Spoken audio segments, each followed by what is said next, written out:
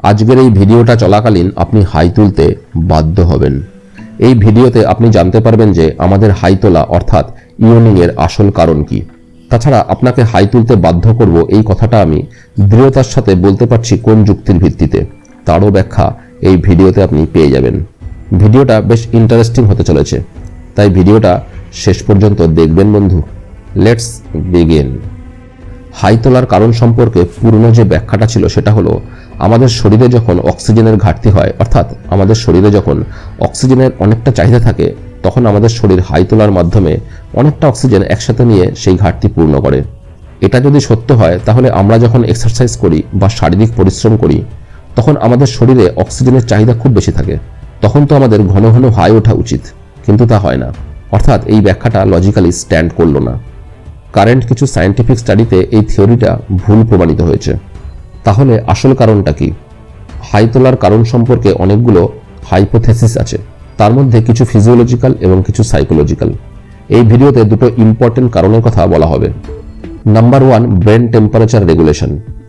আমাদের ব্রেন একটা নির্দিষ্ট টেম্পারেচারে বেটার ফাংশন করতে পারে।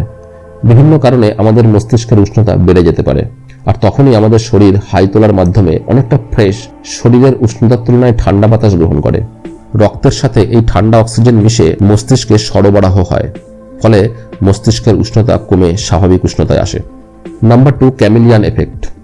আপনি হয়তো এটা লক্ষ্য করেছেন যে যখন কেউ মুখমণ্ডল ভীষণ বিকৃতি করে কোনো জোকস বলে বা কোনো কথা বলে, তখন যে তার মুখের দিকে মনোসংযোগ দিয়ে তাকিয়ে থাকে, তখন তার অজান্তেই তার মুখমণ্ডল একই রকম বিকৃত হতে কখনো কখনো দেখা যায়। অথবা সামনের মানুষটা যে পশ্চারে বসে বা দাঁড়িয়ে আছে, যেভাবে তার হাতটা রাখা আছে বা পাটা রাখা আছে, কখনো কখনো উল্টো দিকের মানুষটা আনকনসিয়াসলি তার সামনের মানুষটার পশ্চার কপি করতে থাকে। একে বলে ক্যামিলিয়ান এফেক্ট। এই ক্যামিলিয়ান এফেক্টের কারণ আমাদের মস্তিষ্কে অবস্থিত এক স্পেশাল সেট অফ নিউরনস, যার নাম মিরর নিউরন। মিরর নিউরন এমন এক ধরনের ব্রেন সেল যেগুলো সামনের ব্যক্তিটা কি ধরনের অ্যাকশন পারফর্ম করছে সেটা দেখে নিজের শরীরেও একই অ্যাকশন কপি করার চেষ্টা করে। তাই আপনি যখন দেখেন আপনার সামনের মানুষটা হাই তুলছে, তখন আপনার ব্রেনের মিরর নিউরনসের কারণেই আপনি আপনার অজান্তেই তার এই অ্যাকশনটাকে কপি করে ফেলেন। সায়েন্টিফিক এক্সপেরিমেন্টে এটাও দেখা গেছে যে সামনের মানুষটা যদি অপরিচিত না হয়ে পরিচিত বা কাছের মানুষ হয়ে থাকে, তখন মিরর নিউরন অনেক বেটার ফাংশন করতে পারে। তাই কোনো অপরিচিত ব্যক্তি যখন হাই তোলে, তখন সেটা দেখে আমাদের হাই তোলার সম্ভাবনা যত না থাকে, তার থেকেও হাই তোলার সম্ভাবনা অনেক বেশি হয় যখন আমরা আমাদের কোনো পরিচিত ব্যক্তি বা কাছের মানুষকে হাই তুলতে দেখি। অর্থাৎ হাই তোলাটা কতটা সংক্রামিত হবে সেটা এমপ্যাথি বা সহমর্মিতার সঙ্গে সম্পর্কযুক্ত।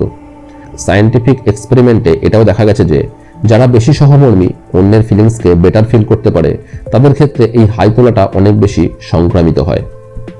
বাচ্চারা মাতৃগর্ভে থাকাকালীন অবস্থায়ও হাই তোলে, কিন্তু এই ধরনের হাই তোলা অর্থাৎ এমপ্যাথি ইয়নিং স্টার্ট হয় 4-5 বছরের পর থেকে।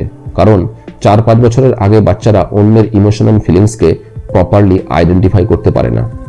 তবে হাই তোলার কারণ যাই হোক না কেন, এটা যে কন্টাজিয়াস অর্থাৎ সংক্রামক, এটা সায়েন্টিফিক্যালি প্রুভড। হয়তো এতক্ষণে আপনি মিনিমাম একবার হাই তুলে ফেলেছেন, এই বিষয়ে আমি 95% নিশ্চিত। আপনি হাই তুলে 95%-এর ভেতর পড়লেন, নাকি হাই না তুলে বাকি 5%-এর ভেতর পড়লেন, এই বিষয়ে আমাকে কমেন্টে জানাবেন বন্ধু। ভিডিওটা লাইক অ্যান্ড চ্যানেলটা সাবস্ক্রাইব করার অনুরোধ রইল।